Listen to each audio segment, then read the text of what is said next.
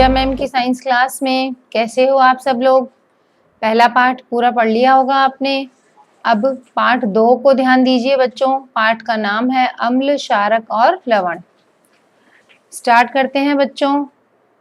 Start करने से पहले मैं बताना चाहूंगी, आप मेरे चैनल को सब्सक्राइब कर लीजिए ताकि पूरा कोर्स अपन ऑनलाइन कर सकें। और जिस तरह से आप मुझे वीडियोस में लाइक कर रहे हैं, कमेंट कर रहे हैं, उससे बहुत उत्साहवर्धन होता है बच्चों। और इसी तरह से पढ़ाई में जुटे रहिए। तो लीजिए पाठ 2 को देखिए। आपने पिछली कक्षाओं में अध्ययन किया होगा कि भोजन का खट्टा एवं कड़वा स्वाद भोजन में विद्यमान क्रमशः अम्ल एवं क्षार के कारण होता है। यानी कि भोजन जो होता है, कभी हमें खट्टा लगता है, कभी कड़वा लगता है, तो वो अम्ल और क्षार के कारण होता है। यदि आपके परिवार का कोई सदस्य अत्यधिक भोजन करने के कारण अम्लता से पीड़ित है तो आप कौन सा उपचार सुझाएंगे। बच्चों, क्या होता है, कई बार हम ज्यादा खाना खा लेते हैं या परिवार का कोई सदस्य शादी वगैरह में जाता है, ज्यादा खाना खा लेता है, तो क्या हो जाता है, उसे हम कहते हैं एसिडिटी हो गई है। तो अगर किसी को एसिडिटी या अम्लता हो गई है तो हम उसको क्या उपाय करेंगे। क्या हम नींबू पानी देंगे, सिरका देंगे या बेकिंग सोडा का विलयन देंगे। तो बच्चों, उसमें ये ध्यान रखने की बात है कि उपचार बताते समय आप किस गुणधर्म का ध्यान रखेंगे। आप जानते हैं कि अम्ल एवं क्षारक एक दूसरे के प्रभाव को समाप्त करते हैं। आपने अवश्य ही इसी जानकारी का उपयोग किया होगा। यानी कि आपको मालूम है अम्ल और क्षार एक दूसरे को निष्क्रिय कर देते हैं। याद कीजिए कि कैसे हमने बिना स्वाद चखे ही खट्टे एवं कड़वे पदार्थों की जांच की थी। आप जानते हैं कि अम्लों का स्वाद खट्टा होता है। बच्चों, यहाँ से लेके अंडरलाइन कीजिए, अम्लों का स्वाद खट्टा होता है तथा यह नीले लिटमस पत्र को लाल कर देते हैं। बच्चों, यह जो है, यह अम्लों का विशेष गुण होता है और ये अम्लों की परिभाषा भी होती है। जबकि क्षारकों का स्वाद कड़वा होता है। अब यहाँ से भी अंडरलाइन करिए, क्षारकों का स्वाद कड़वा होता है। क्षारकों का स्वाद कड़वा होता है और यह लाल लिटमस पत्र को नीला कर देते हैं।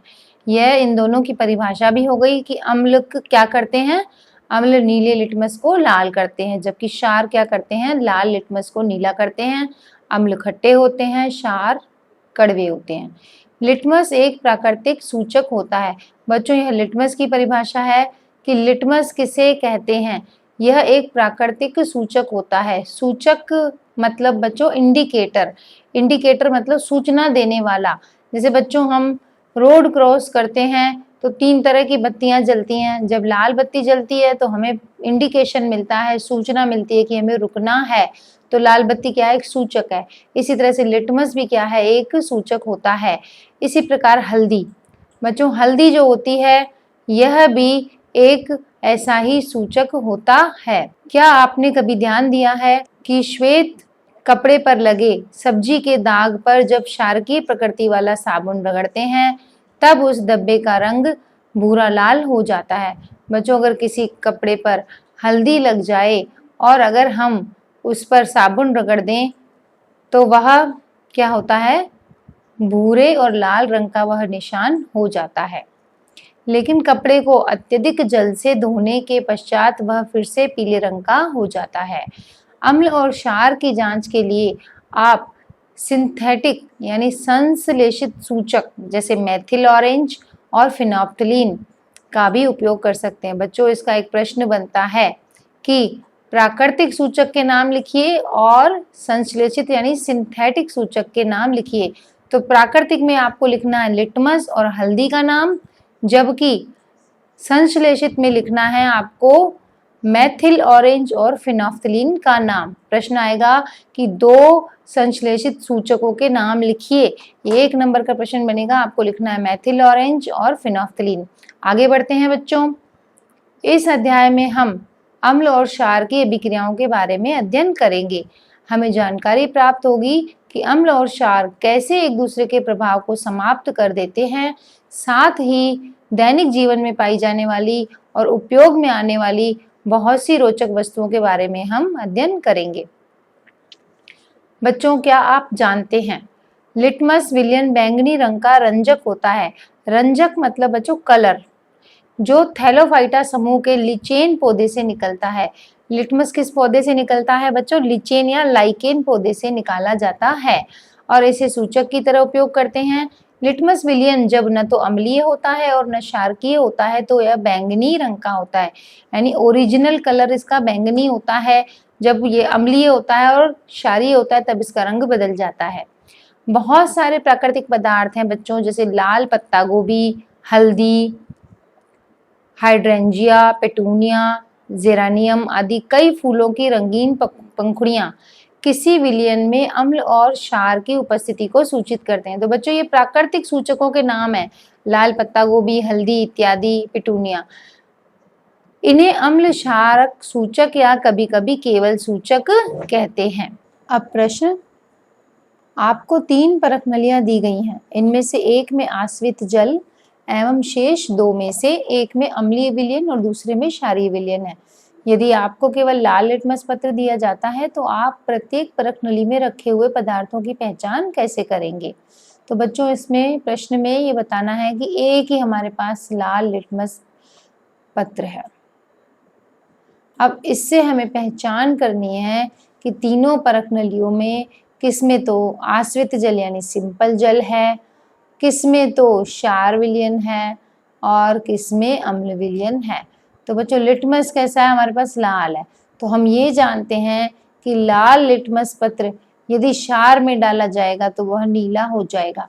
तो सबसे पहले हम लिटमस पत्र को किसी एक परख नली में डालेंगे। मान लीजिए उसमें आश्रित जल था तो उस लिटमस पत्र का रंग नहीं बदलेगा।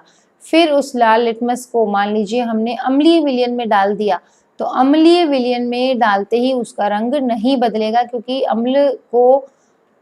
जो अम्ल होते हैं नीले लिटमस को लाल करते हैं और लिटमस ऑलरेडी लाल है। इसका मतलब लाल लिटमस के कलर में कोई चेंज नहीं हुआ तो उसमें अम्ल है। तीसरे में हम डाल के देखेंगे तो लाल लिटमस पत्र जहां नीला हो जाएगा वह क्षारीय विलयन है। तो इस तरह से हम परख नली में रखे गए पदार्थ की पहचान करेंगे। अब है 2.1 अम्ल एवं क्षार के रासायनिक गुणधर्म समझना। 2.1.1 प्रयोगशाला में अम्ल एवं क्षारक।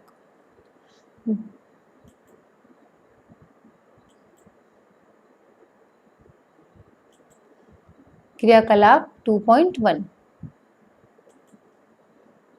विज्ञान की प्रयोगशाला से हाइड्रोक्लोरिक अम्ल HCl, सल्फ्यूरिक अम्ल H2SO4, नाइट्रिक अम्ल, एसिटिक अम्ल, sodium hydroxide, calcium hydroxide, potassium hydroxide, magnesium hydroxide और अमोनियम हाइड्रोक्साइड के विलयन के नमूने एकत्रित कीजिए।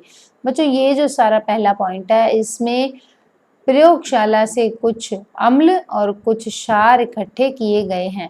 तो बच्चों हमारे पास अभी तो प्रयोगशाला है नहीं, तो स्कूल में ये तुम्हारी मैडम अगर प्रयोगशाला होगी तो वह सारे नमूने इकट्ठा करके यह प्रयोग करके दिखाएगी। तो बच्चों ऊपर दिए गए प्रत्येक विलयन की एक बूंद वाच ग्लास में बारी बारी से रखिए और सारणी 2.1 के अनुसार निम्न सूचकों से उसकी जांच कीजिए। तो बच्चों हमारे पास कुछ अम्ल हैं और कुछ क्षार हैं, तो उनको वॉच ग्लास में एक एक बूंद करके रखेंगे और उनकी जांच करेंगे। लाल लिटमस, नीले लिटमस, फिनोफ्थलीन और मेथिल ऑरेंज विलयन के साथ इनकी हम क्या करेंगे? टेस्टिंग, यानी कि इनकी पहचान करेंगे कि ये अम्ल और क्षार हैं तो ये कैसे काम करते हैं।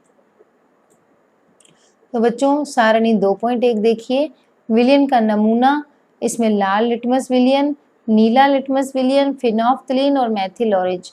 इसमें सारे नमूनों के जो रिजल्ट आए, जैसे क्षार होगा तो वह क्षार लाल लिटमस को नीला कर देगा जबकि नीले को वो कुछ नहीं करेगा। इस तरह से जो रिजल्ट आएंगे वो लिखे जाएंगे।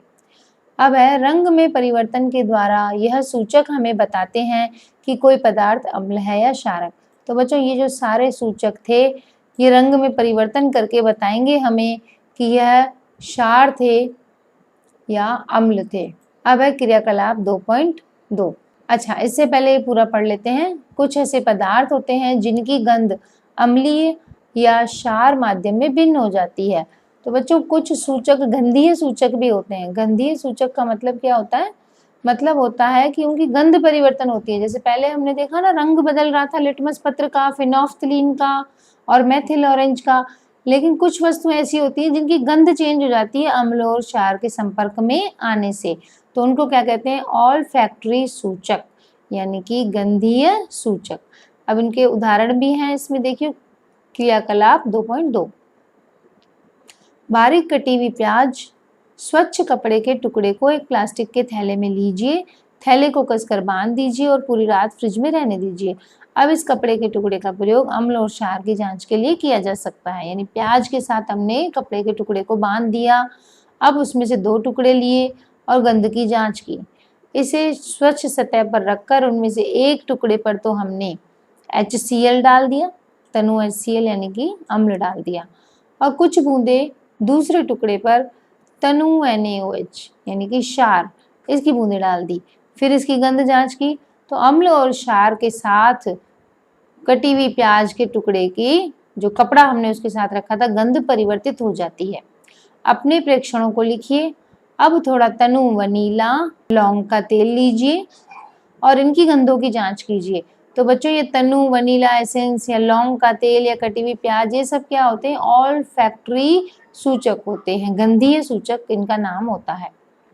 एक परख नली में तनु HCl विलयन और दूसरी में तनु NaOH का विलयन लीजिए। दोनों में तनु वनीला एसेंस की कुछ बूंदें डालकर उसे हिलाइए। उसकी गंध की पुनः जांच कीजिए। यदि गंध में कोई बदलाव है तो उसे दर्ज कीजिए। इसी प्रकार तनु HCl और तनु NaOH के साथ लौंग के तेल की गंध में आए परिवर्तन की जांच कीजिए और अपने प्रेक्षण को दर्ज कीजिए।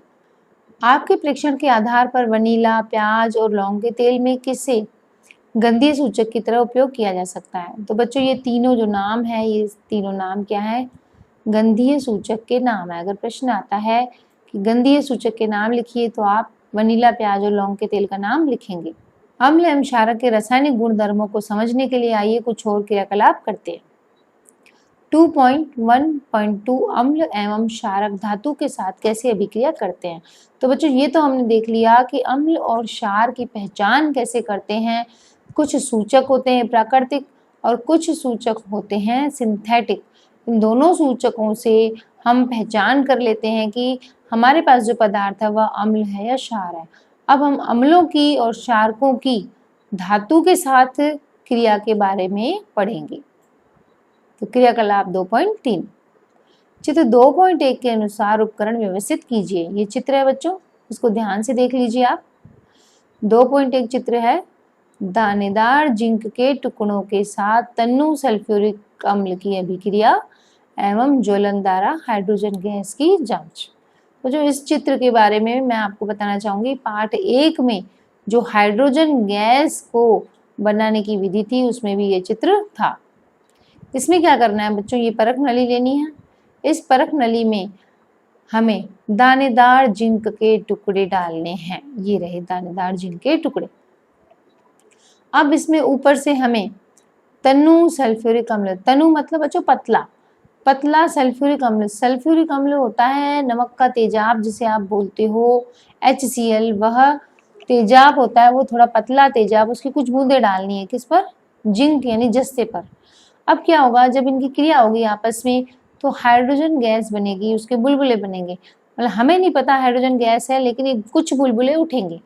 अब वो बुलबुले उठेंगे तो ये निकास नली या प्रवाह नली जो होती है, इस प्रवाह नली से ये बुलबुले हम साबुन के विलयन से भरा एक टब रख देंगे, उसमें ये प्रवाह नली डालेंगे और ये जो बुलबुले आपको दिख रहे हैं, इन बुलबुलों के जो आगे हम मोमबत्ती जलती हुई ले जाएंगे तो यह बुलबुले फट-फट की आवाज के साथ, फट-फट की ध्वनि के साथ इस बुलबुलों का दहन होगा। तो यह हाइड्रोजन गैस है, इससे प्रमाणित होता है। और यह क्या है? साबुन का विलयन। तो बच्चों, ये पूरा जो 2.1 चित्र है, इसी की ही क्रियाविधि इसमें बताई गई है कि एक परख नली में लगभग 5 ml तनु सल्फ्यूरिक अम्ल लीजिए, इसमें दानेदार जिंक के टुकड़े डालिए। दानेदार जिंक के टुकड़ों की सतह पर आप क्या देखते हैं? उत्सर्जित गैस को साबुन के विलयन से प्रवाहित कीजिए। साबुन के विलयन में बुलबुले क्यों बनते हैं? जलती हुई मोमबत्ती को गैस वाले बुलबुले के पास ले जाइए। आप क्या प्रेक्षण करते हैं? कुछ अन्य अम्ल जैसे HCl, HNO3 और CH3COOH के साथ यह क्रियाकलाप दोहराइए। तो बच्चों यह था प्रयोग 2.1। अब ध्यान दीजिए कि ऊपर दी गई अभिक्रिया में धातु अम्लों से हाइड्रोजन परमाणुओं का हाइड्रोजन गैस के रूप में विस्थापित करती है और एक यौगिक बनता है जिसे लवण कहते हैं। तो बच्चों कुल मिला के यह अभिक्रिया तैयार होती है, अम्ल प्लस धातु बनता है लवण और हाइड्रोजन गैस।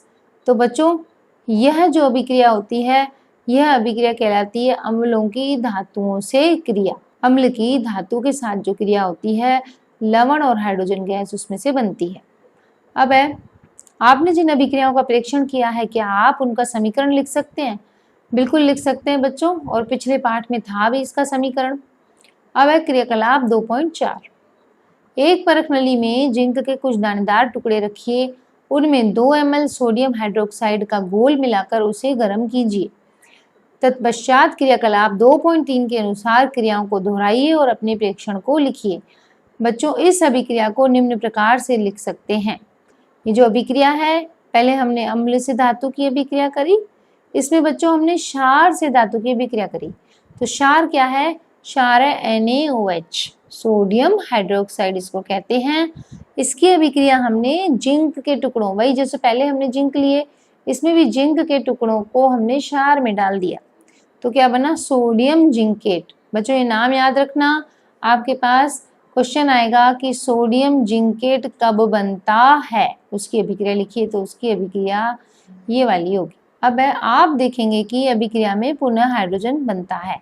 फिर से देखिए ये हाइड्रोजन बन गया ना, किंतु ऐसी अभिक्रिया सभी धातुओं के साथ संभव नहीं है।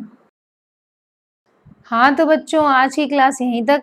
अब अगले वीडियो में यहाँ से आगे पढ़ेंगे। तो अब तक जितना पढ़ाया बच्चों एक बार आप दोबारा देख लेना अपनी बुक में। अगली क्लास में फिर मिलते हैं, तब तक के लिए बाय बाय बच्चों।